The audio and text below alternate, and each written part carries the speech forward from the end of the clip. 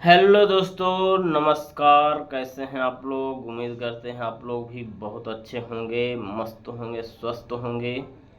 तो अभी दोस्तों ड्यूटी पर आए हुए हैं। अभी 12-8 का ड्यूटी चल रहा है। तो ऐसे बैठे बैठे कभी मोबाइल देख रहे थे, कभी इधर उधर टहल रहे थे। तो अपना बाइटो स्टूडियो देखे तो उसमें कमेंट बहुत सारा आया हुआ था, तो सोचे अपने भाई लोग को कुछ बता देते हैं। और बहुत सारा कमेंट आ रहा था जिनका पैनल में नाम आ गया है, वो उनका पूछना था कि ज्वाइनिंग कब होगा। पैनल में तो नाम आ गया है और ज्वाइनिंग का अभी कोई अता पता नहीं है। थोड़ा ज्वाइनिंग के बारे में आप बताइए। और आपका ज्वाइनिंग कब हुआ था? पैनल में नाम आने के बाद कितने दिन के बाद ज्वाइनिंग हुआ था? क्या क्या प्रोसेस हुआ था? थोड़ा उसके बारे में बताइए। तो ठीक है दोस्तों, वीडियो को बिल्कुल भी स्किप मत करिएगा। और जो भी भाई हमारे इस वीडियो को पहली बार देख रहे हैं, कृपया करके लाइक, सब्सक्राइब एंड शेयर ज़रूर से ज़रूर कर दीजिएगा। तो दोस्तों सबसे पहले मैं अपने बारे में आप सबको बता देता हूँ कि मेरा किस तरह से ज्वाइनिंग हुआ था, कैसे कैसे रिजल्ट हुआ था। थोड़ा उसके बारे में आप सबको बता देते हैं। तो दोस्तों मेरा ज्वाइनिंग तो 2016 में हुआ है, मार्च में। और उससे पहले क्या क्या प्रोसेस हुआ था वो आप सबको चलिए बताते हैं। तो जैसे रिजल्ट हुआ, एग्ज़ाम दिए तो रिजल्ट हुआ। रिजल्ट आया था मार्च के महीने में, 2015 में आया था। रिजल्ट आया, रिजल्ट के बाद फिर रनिंग के लिए बुलाता है। जैसे रिजल्ट हुआ तो 1-1.5 महीना के बाद टाइम देता है कि इतना दिन के बाद आपको बुलाया जाएगा रनिंग के लिए। तो अब मार्च में आया था तो वही अप्रैल में मेरा रनिंग हुआ था और नागपुर में हुआ था रनिंग। फिर रनिंग में पास हुए, दौड़ में। फिर दौड़ में पास हुए तो फिर मेरिट बना। मेरिट बनने के बाद फिर मेरिट में नाम आ गया। पहले एक बार मेरिट बनता है, मेरिट बनने के बाद फिर पैनल बनता है। रनिंग हुआ, रनिंग होने के बाद फिर मेरिट बना, फिर उसमें भी नाम आ गया पहला में ही। इसमें 2-3 बार लिस्ट निकला था और बाद में निकला था, लेकिन मेरा फर्स्ट पैनल में ही नाम आ गया था और ज़्यादा दिक्कत का सामना नहीं करना पड़ा मुझे। वो भी जनरल में, ओबीसी में नहीं हुआ था, जनरल में हुआ था, क्योंकि ओबीसी का सर्टिफिकेट हम ऐड नहीं किए थे। तो जनरल में मेरा रिजल्ट हुआ था दोस्तों। और पैनल जैसे मेरिट बना था, कब बना था मेरा मेरिट? अप्रैल में हुआ था दौड़, तो सितंबर में मेरिट बना। सितंबर में मेरिट बनने के बाद फिर आपको डॉक्यूमेंट्स वेरिफिकेशन मेडिकल के लिए बुलाया जाएगा। बुलाया गया था मेरे को सितंबर के महीने में। सितंबर के महीने में डॉक्यूमेंट्स वेरिफिकेशन हुआ, मुंबई में हुआ था। डॉक्यूमेंट्स वेरिफिकेशन हुआ, फिर वहीं से भेज दिया गया नागपुर मेडिकल के लिए। डॉक्यूमेंट्स वेरिफिकेशन पूरा कंप्लीट हो जाने के बाद फिर नागपुर भेज दिया गया। उससे 2 दिन का टाइम दिया कि हाँ इस तारीख को आपको पहुंचना है मेडिकल के लिए। तो फिर मुंबई से ट्रेन पकड़े नागपुर के लिए। फिर नागपुर गए। फिर वहाँ भी 2-3 दिन लग ही गया, क्योंकि मैं शनिवार को पहुँचा था और हॉस्पिटल 12 बजे तक खुला हुआ रहता है। तो 10 बजे मैं पहुंचा तो पूरा प्रोसेस हो नहीं पाया शनिवार को। फिर संडे बंद था। फिर मंडे को जो भी होने का था उसी दिन पूरा कंप्लीट हो गया। मंडे को जो भी मेडिकल लेने का था दिया। और मेडिकल में क्या क्या होता है वो आप सबको भी मालूम होगा, और जिनको नहीं मालूम है नेक्स्ट वीडियो में मैं आप सबको मेडिकल के बारे में बता दूंगा कि ग्रुप डी का मेडिकल किस तरह से होता है। ठीक है, तो अगर मेडिकल के बारे में बताऊंगा तो फिर और लंबा चौड़ा वीडियो बन जाएगा। तो दोस्तों मेडिकल मेरा हुआ, मेडिकल होने के बाद फिर मेडिकल में पास हुए। फिर उसके बाद कब सितंबर में बुलाया गया। सितंबर में बुलाने के बाद फिर सितंबर अक्टूबर में पैनल मेरा बना। 1-1.5 महीना लग गया था पैनल में। तो 1-1.5 महीना में, अक्टूबर में नहीं, नवंबर दिसंबर में पैनल बना। सितंबर में मेडिकल और डॉक्यूमेंट वेरिफिकेशन हुआ। उसके बाद दिसंबर में मेरा इसमें पैनल बना। पैनल बनने के बाद फिर पैनल में मेरा नाम आ गया, पहला में ही नाम आ गया। तो फिर ज्वाइनिंग के लिए मेरे को 27 जनवरी को बुलाया गया था। ज्वाइनिंग लेटर आया था मेरे घर पे। पहले तो ऑफलाइन था, ऑनलाइन नहीं था। पहले ऑफलाइन एग्ज़ाम भी हुआ, जो भी था सब ऑफलाइन में, जो भी देने का था सब ऑफलाइन में ही दिए। तो लेटर आया, ज्वाइनिंग लेटर आया था 27 जनवरी को आया था ज्वाइनिंग लेटर। फिर जब ज्वाइनिंग लेटर आता है उस टाइम भी आपको कुछ डॉक्यूमेंट्स लेके जाना पड़ता है। जैसे डिवीज़न आपको बुलाया जाएगा, ज्वाइनिंग लेटर जब आएगा तो जो भी आपको अलॉट होगा डिवीज़न वहाँ बुलाया जाएगा। तो सोलापुर डिवीज़न में मेरा मेरे को बुलाया गया, और उस टाइम जो भी डॉक्यूमेंट्स हम ऐड किए थे ग्रुप डी में वो सब चीज़ मांगा था, और जितना भी डॉक्यूमेंट्स था उसको अटेस्टेड करवाना पड़ा। और जो भी फ़ोटो था 4 5 6 फ़ोटो मांगा गया, आधार कार्ड, पैन कार्ड, बैंक का पासबुक, ये सब चीज़ मांगा था। और उसके लिए टाइम भी दिया था कि आप इतना दिन में बना के लाइए। और जिसका नहीं बनता है वो फिर वहाँ जाने के बाद, जैसे आपको ज्वाइनिंग लेटर आता है उसके 10 15 दिन का टाइम दिया हुआ रहता है। अगर 10 15 दिन में भी नहीं बनता है, फिर भी अगर जाते हैं तो फिर बाद में भी आपको टाइम दिया जाएगा। ये नहीं कि आपको फिर छाड़ दिया जाएगा, ऐसा कुछ भी नहीं है। अगर नहीं उस दौरान नहीं बन पाता है तो आप को फिर से टाइम दिया जाएगा। जैसे आधार कार्ड हो गया, पैन कार्ड आपका किसी किसी का नहीं बना हुआ रहता है, बैंक का पासबुक ये सब नहीं रहता है, तो ये सब के चक्कर में फिर बाद में आपको बनाने के लिए भेज दिया जाएगा। तो ये सब मेरा बना हुआ था। फिर हम सोलापुर गए, फिर जो भी डॉक्यूमेंट्स ऐड किए थे वो पूरा अच्छी तरह से वेरीफाई किया, देखा डिवीज़न में। फिर वो पूरा सब चीज़ हो गया। सब चीज़ हो जाने के बाद फिर 1 डेढ़ महीना का टाइम दिया। जनवरी हुआ तो जनवरी फरवरी मार्च में फिर मेरे को बुलाया गया था। 5 मार्च को बुलाया गया था मेरे को। तो मैं 5 मार्च को नहीं जा पाया। अगर सब चीज़ हो जाता है ज्वाइनिंग के बाद, आप जाते हैं वेरिफिकेशन के बाद कराने के लिए, ज्वाइनिंग में भी वेरिफिकेशन होता है डॉक्यूमेंट्स का। देखिए फ़ोन भी आ गया। तो दोस्तों ज्वाइनिंग के बाद भी वेरिफिकेशन होगा, हल्का फुल्का, ये नहीं हाई फाई। थोड़ा जो भी आप डॉक्यूमेंट्स ऐड किए थे वो देखेगा डिवीज़न में। आपको जिस डिवीज़न में आपको बुलाया जाएगा वहाँ पे देखेगा। फिर ये सब चेक उक हो जाने के बाद जो भी डॉक्यूमेंट्स ऐड किए थे, जितना भी डॉक्यूमेंट था, उस पर गैजेटेड ऑफिसर का सिग्नेचर होना चाहिए, मोहर होना चाहिए। और जो भी आप स्कूल में पढ़े हैं और जिस स्कूल से आपका डॉक्यूमेंट्स बना है वहाँ का सिग्नेचर, मोहर, ये सब खोजता है। तो ये सब मैं करवा के गया था। और ये सब चेक होने के बाद फिर 1 डेढ़ महीना के बाद बोला जाएगा कि हाँ इतना दिन के बाद आइए, फिर आपका ज्वाइनिंग हो जाएगा। तो इसी तरह से जब मैं गया था जनवरी में, जनवरी 27 को ज्वाइनिंग कराने का था, फिर भी लेट हो गया था मेरे को। अब 30 को पहुँचे थे हम यहाँ सोलापुर। तो अगर लेट भी पहुँचते हैं तो कोई दिक्कत नहीं है।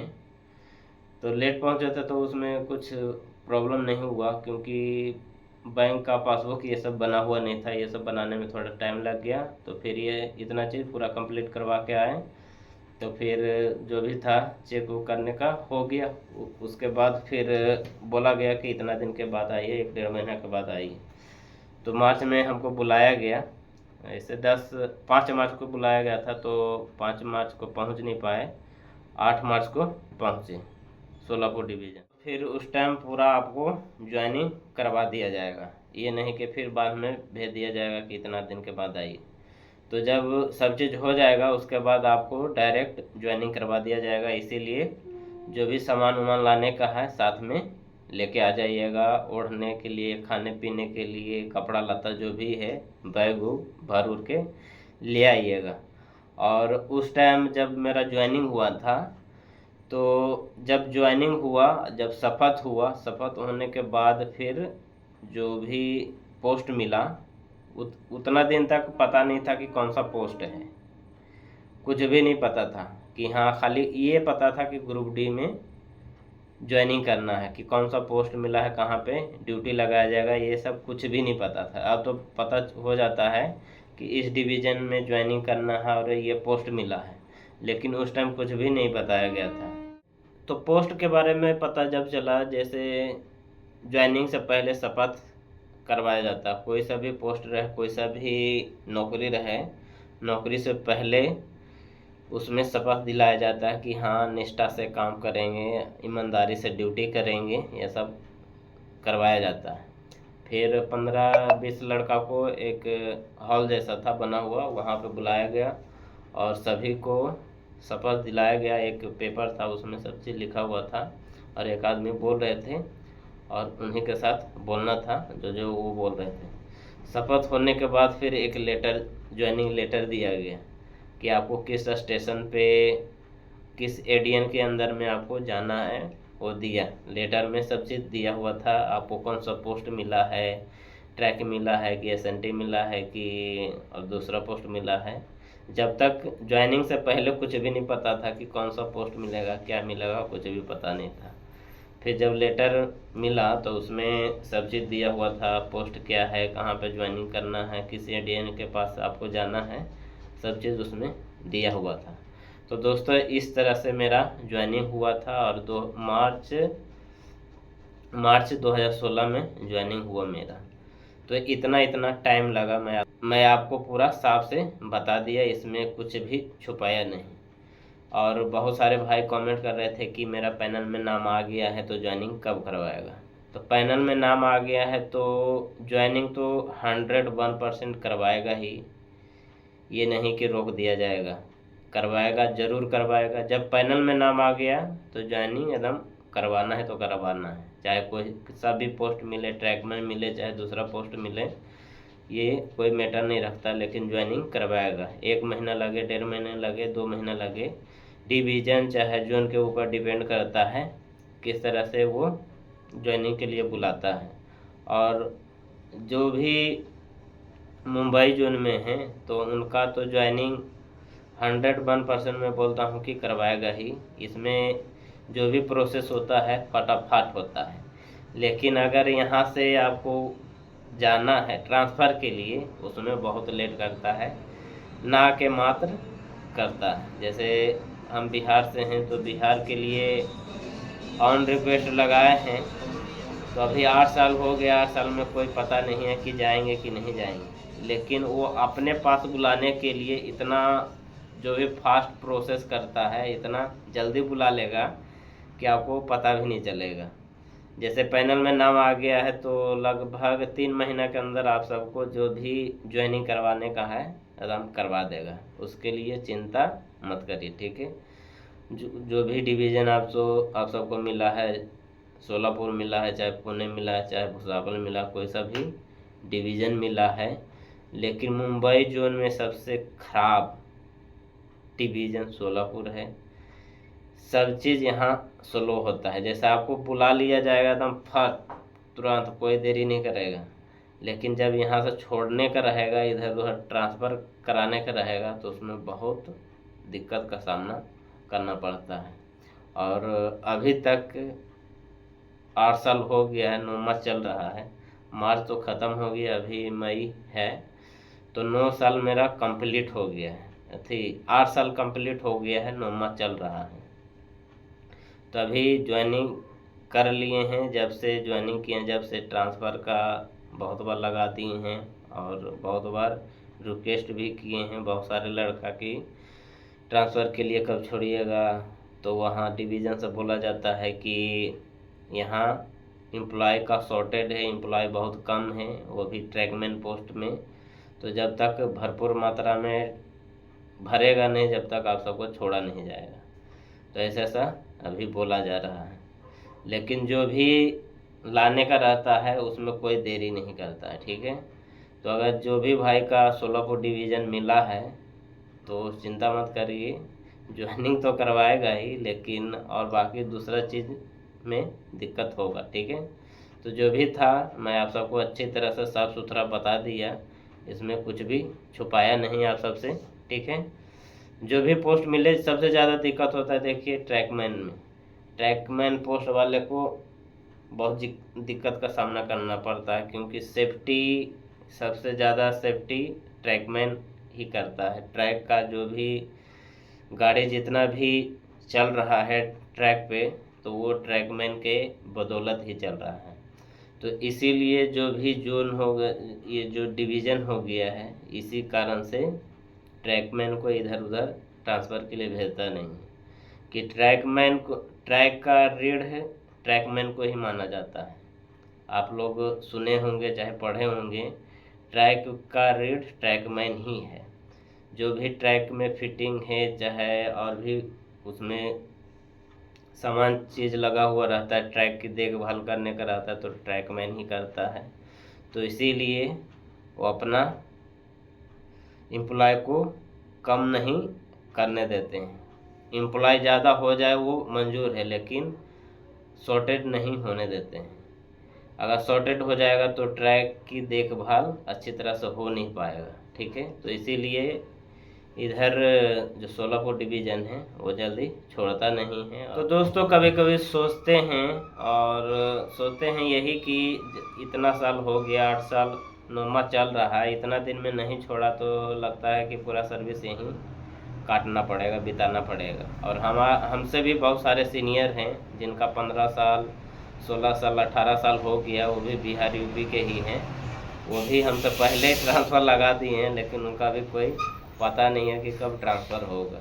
तो देखिए ट्रांसफ़र के लिए दिक्कत होगा, बाकी कामों में तो उतना दिक्कत नहीं है, काम अच्छी तरह से ड्यूटी कर सकते हैं। और बाकी सबका अलग अलग सोच विचार है, किसी को हार्ड लगता है, किसी को कोई मजबूरी है, किसी के ऊपर पूरा घर का डिपेंडेंट वही है, तो किसी ना कोई हालत से ड्यूटी करना ही पड़ता है।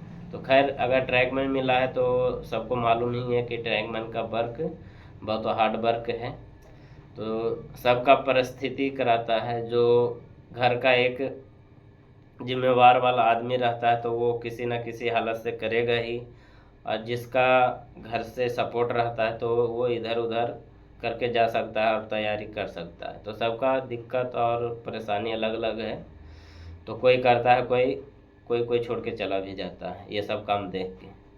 तो दोस्तों जो भी बताने का था मैं आप सबको साफ सुथरा बता दिया इस वीडियो के माध्यम से, कुछ छुपाया नहीं, जो भी था। और आप सबको भी इसी तरह से जब पैनल में नाम आ गया है तो 2 महीना 3 महीना में आप सबका भी ज्वाइनिंग करवा ही देगा, तो चिंता मत करिए, ठीक है। जो भी बताने का था मैं आप सबको इस वीडियो के माध्यम से बता दिया, और जैसा जैसा मेरे साथ हुआ वैसा मैं आप सबको बता दिया। कितना साल हो गया, कितना दिन हो गया, ठीक है। तो दोस्तों बार बार फ़ोन आ रहा है और जाते हैं गेट बंद करने के लिए, अभी ड्यूटी में है तो ड्यूटी भी करना ज़रूरी है। तो दोस्तों वीडियो को यहीं पे समाप्त करते हैं, और आज का वीडियो कैसा आप सबको लगा प्लीज़ कमेंट में लिख के ज़रूर बताइएगा, ठीक है। तो वीडियो को यहीं पे समाप्त करते हैं, फिर नेक्स्ट वीडियो में आप सबसे मिलेंगे। जब तक के लिए बाय दोस्तों।